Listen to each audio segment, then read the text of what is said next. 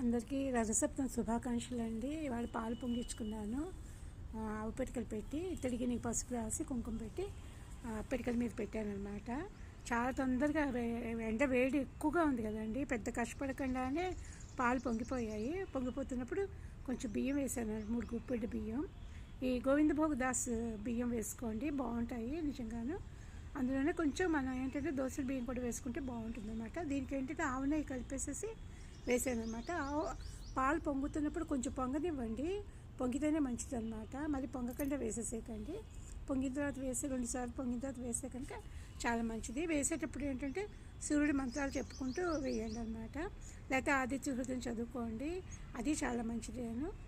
తర్వాత లేకపోతే లలిత సహస్రనామం కానీ. మొత్తం ఉడికిపోయిన తర్వాత బెల్లం వేసేసి దింపేసానండి. ఇలా రథాలేమో మా ఇంట్లోనే చిక్కుడాకులు వచ్చాయన్నమాట. వాటికి చిక్కుడాకుల్లో ఇలా పెట్టి రథం చేసి సూర్యుడికి నైవేద్యం పెట్టాను. బాల్కనీలో చేశాను కాబట్టి ప్రత్యక్ష దైవం సూర్యుడు చూస్తుండగానే చేశాను. బాగా వచ్చిందండి, మీరు కూడా ట్రై చేసి చూడండి.